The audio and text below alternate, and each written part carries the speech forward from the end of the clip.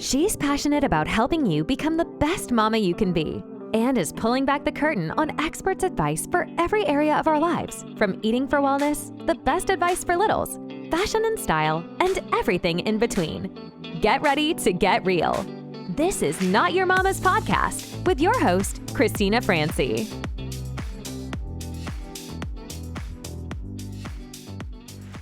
Hey guys, welcome back to another episode of Not Your Mama's Podcast with your host, Christina Francie. Today we have Alyx. Alyx is a dating and confidence coach and the founder of Nerdy to Flirty, which is a dating site that assists men in helping build their confidence and social skills. Alyx, welcome to the podcast. We're so happy to have you on.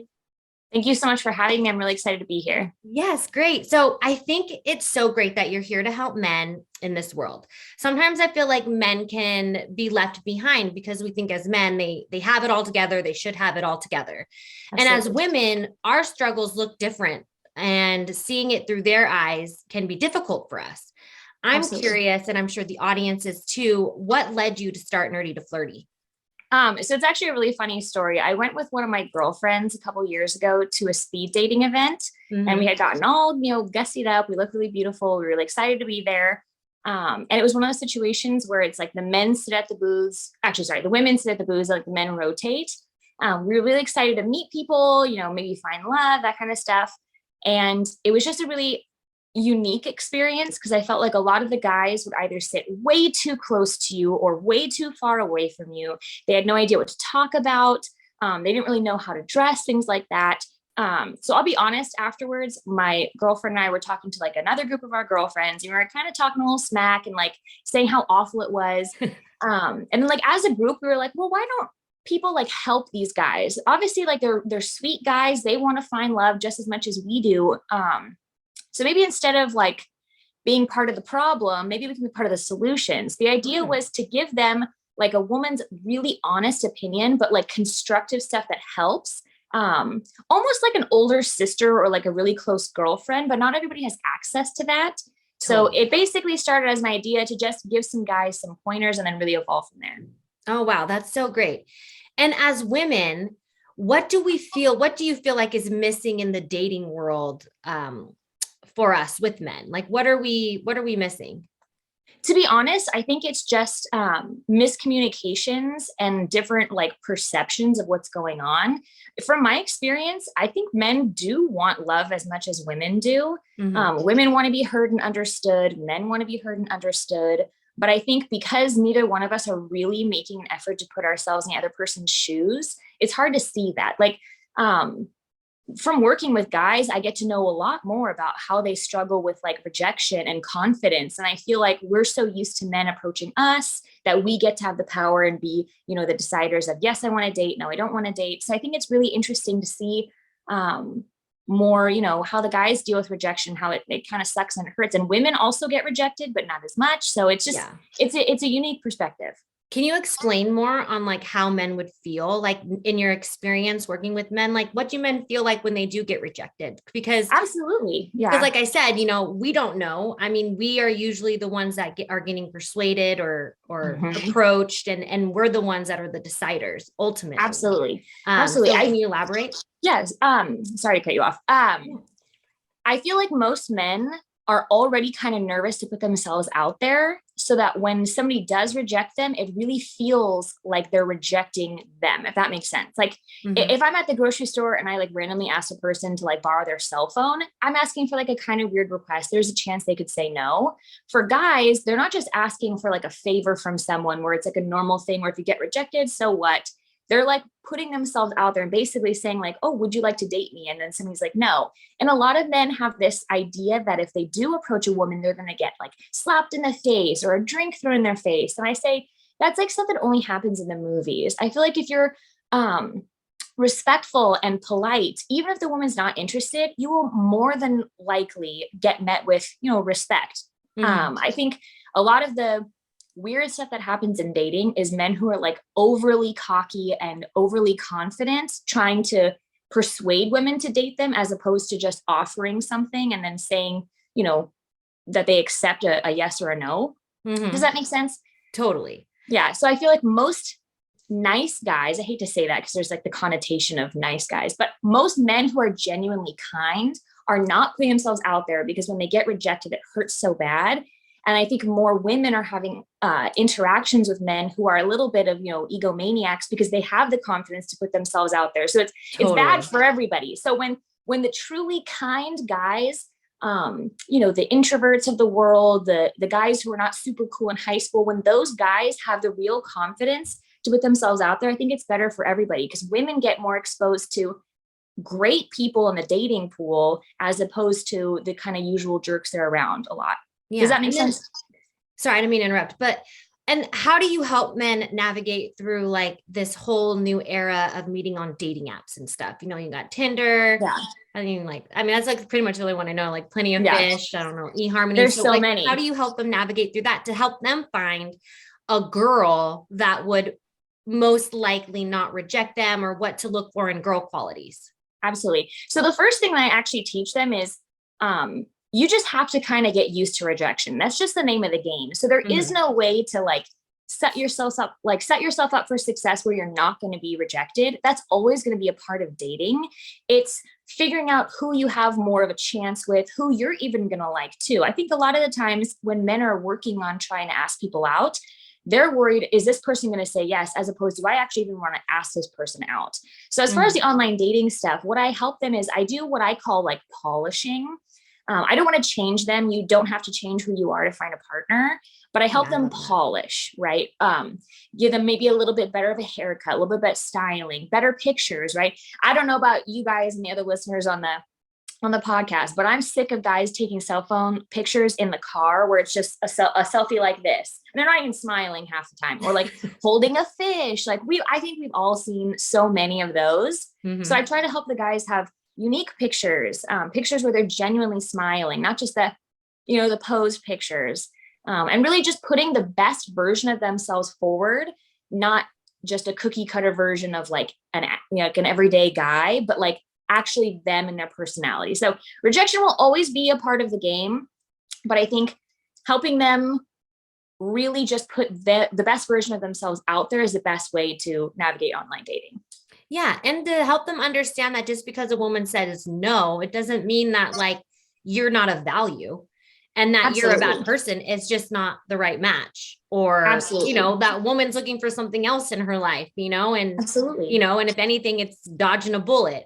Like, do you help men like have red flags for women? Like, okay, you don't want to date this kind of woman. Like if you see a profile that looks like this.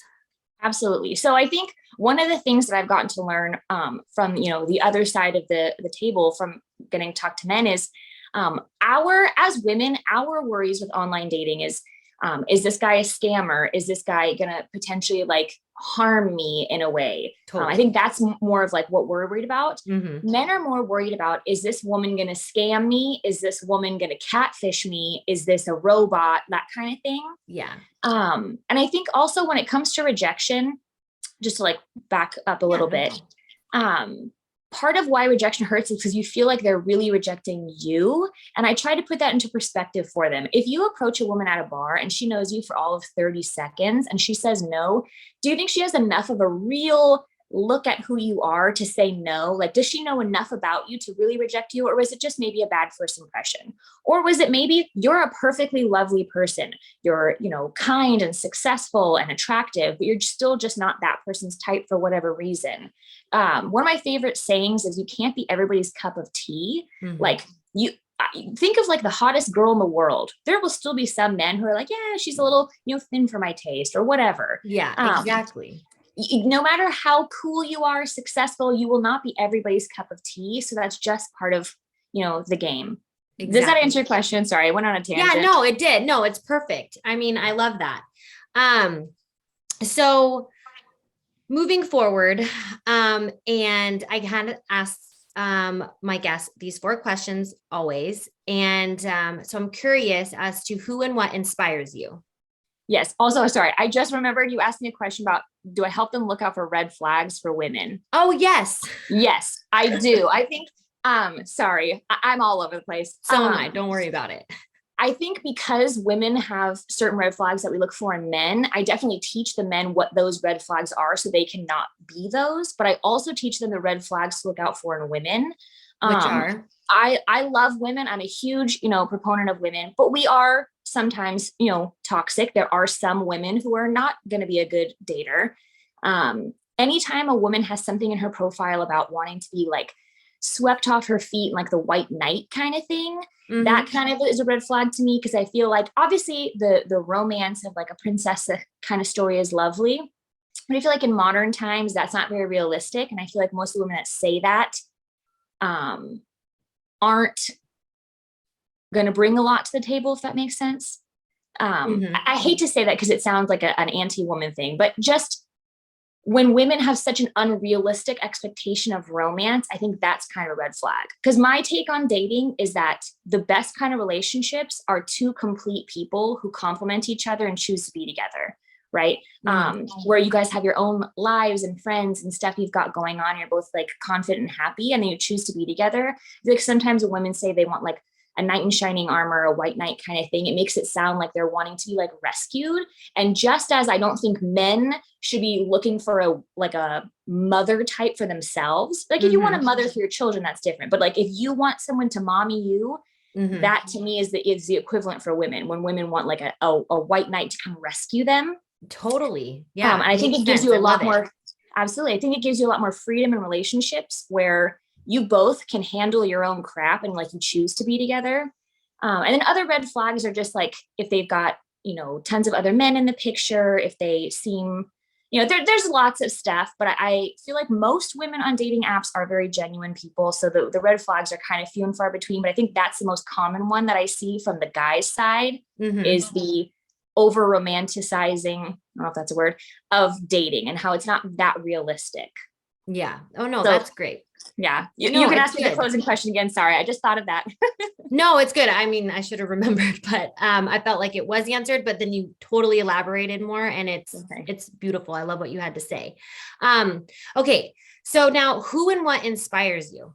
Yeah. So there's tons of people that inspire me. I really like Brene Brown and Simon Sinek, but in the normal people scope of things, to be honest, I really find a lot of inspiration from people that put themselves out there for dating. I think dating is so scary. It's so vulnerable.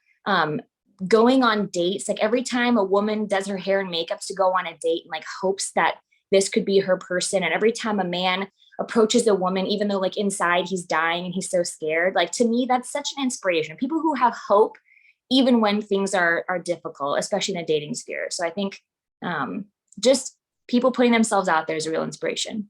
Oh, I love it. That's a good answer. And what is something you wished you knew when you were younger? I don't know if this is appropriate for your podcast or not, but in the dating realm, a lot of the guys I work with are what I would call like a late bloomer. And I wish we talked more in society, especially like when I was younger, about like what's normal for a sex life. Is that something we can talk about on this podcast? We could totally talk about that. We could talk about anything. Yeah, because I don't think it's like common knowledge how many people are adult virgins or have had like one or two sexual partners, have a ton of experience or have very little experience. I don't think we talk enough about how men can have sex and get very emotional, or men can have sex and be a little bit compartmentalized. Women can get very emotional. Women can be compartmentalized. I think most of the representation you see, especially in like rom-coms and things, is, a healthy, exciting sex life. I wish when I was younger, I knew more about like the awkward parts of sex where like you move a wrong way and like you accidentally knee your partner and like you have to readjust and like all the awkward stuff. What do I do with my hands? Yeah. Like there's so much normal stuff about the whole topic of sex, people not having it, people having it. And I think it makes feeling people confident in the bed, absolutely. Like, am I doing trying this right? Positions. Like, I think if it's less taboo and more talked about, people would have a lot more confidence too. Because I think there's a lot of shame that comes from, especially as a woman, I want to feel very like sexually independent and like on my own. But like, I feel like if I have too much sex, then I'm a slut. If I don't have enough, I'm a prude. If I'm, an adult virgin for any reason, what's wrong with me? And same thing for men. Like, if I met a man who was an adult virgin, at first I'd be like, whoa, you know what I mean? But that's more normal than you think. So I wish when I was younger, I knew the whole scope of sex, the good, the bad, the ugly, and everything in between. Perfect. That's a good one. And that's great that we're bringing it up now, because I feel like, you know, our listeners need to hear that stuff, you know, because there's so many people that think that like, oh, is there something wrong with me? Like, am I doing it right? Like, so I'm glad that you brought that up. And then one last thing, I wish, I mean, this is kind of a hot take, so I apologize if people disagree. I wish we normalized sex a little bit more, so it wasn't so like taboo and in schools. Like, we don't have to go into like the graphic stuff about it, but I feel like a lot of, especially young men, learn about sex through porn. Yeah. And I feel like that does not do any, like, if you're looking at porn for the purely entertainment value of it, then that's, you know, fine. But I think a lot of people look at that and see that as like documentary kind of stuff. Yeah. Where you just like touch a woman and she's like ready to go. And I think that's not realistic. So especially for men, I feel like also men don't know what they're doing because they're not seeing realistic stuff. So just like women, I appreciate realistic kind of love stories where you see like some of the struggles and the wins and losses. I think it's good for men to see the realities of sex and what they need to do. And if it's more pleasurable for both of you and just more open, I guess. Yeah, no, I completely agree. I feel like porn does affect men and what they expect in the bedroom, you know, and it puts more pressure on women that they have to like perform more. Absolutely. You know, and, you know, make the louder noises or whatever. I mean, and that's a totally, we could talk about that for like an hour, porn and men and how it affects the relationships. I mean, I forget what this documentary was called. But it talked about like, even like high school kids, you know, cause it's not a matter of if, it's a matter of when your boys are going to like see porn, and it's like affecting even the younger generation on how they communicate, like with girls. Absolutely. Like they expect like, oh, send me a picture of you naked, you know? And if you don't, it's like, oh, well then that's not she's rude. Yeah, exactly. And it just puts this expectation, and then women have to feel like they need to be sexier so they could get the attention. And yeah, I mean, porn can be good, but it's also been pretty damaging to society. And especially I forget what it was. I think it was on Netflix. I think I'm totally forgetting what it was called. If anyone remembers what it is, put it down in the comments below. But yeah, it really affects men, especially our younger men, absolutely. Absolutely. And like on the funnier side of things, because this is like, can be a very serious topic. I saw a thing on TikTok where this woman was saying that because of like the lack of, I guess, representation of men having to be sexy in porn, it's men, like women, we're used to doing like really sexy faces during sex. So men, because they've never had to like try to be sexy during sex, the faces they make are really weird. So I'm not going to try to make the faces, but no, it's fine. Yeah. Any of the listeners can, like, next time you're, you know, doing stuff, just look at their O face. It's always like, oh, it's not sexy. But also men like are very visual. They like the visualness, you know, and so they soak it in, and sometimes they're just getting mesmerized by like the visualness of like what's going on. Absolutely.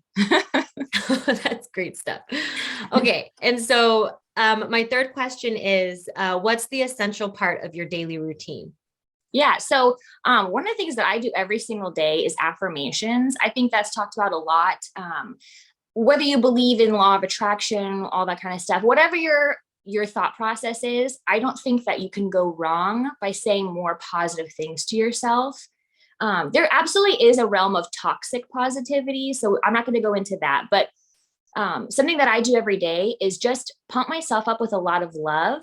And I think that's something that will just absolutely skyrocket your confidence. I think most people, men and women, because I help both,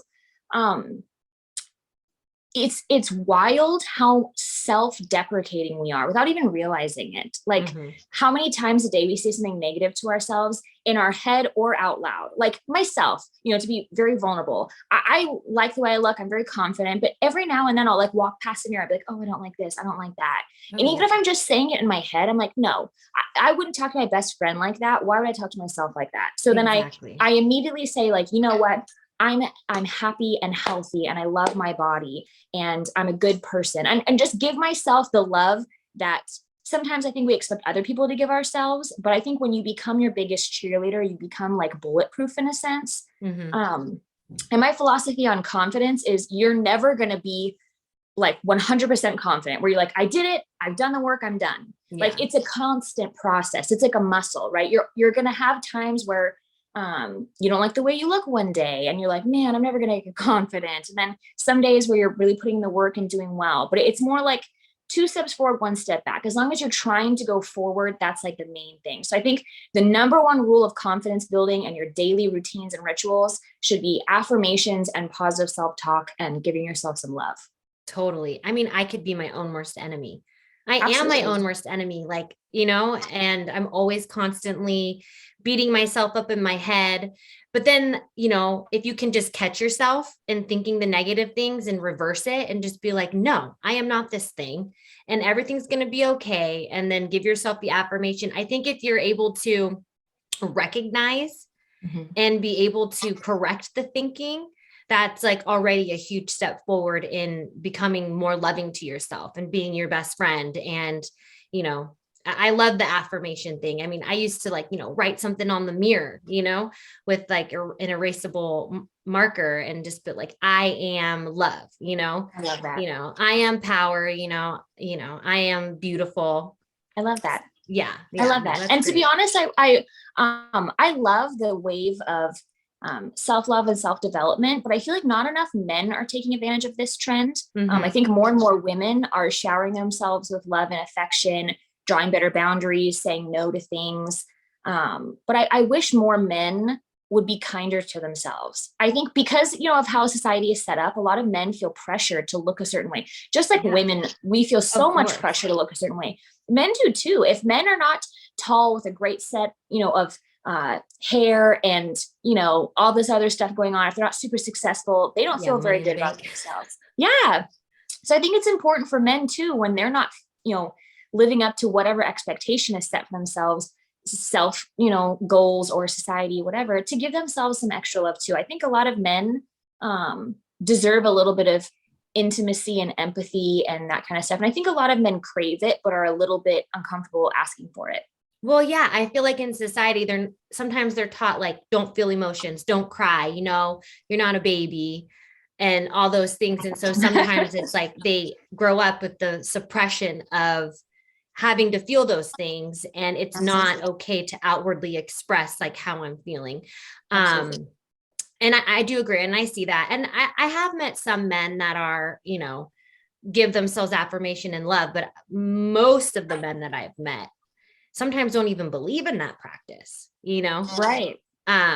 So it's just for women, Yeah, totally. And I definitely see it way more in women and like their femininity and like, owning their goddess power. And well, cause like, I feel like in society, women, it's like, okay to be vulnerable and to show those emotions more outwardly and talk about that. I don't know, but, Absolutely.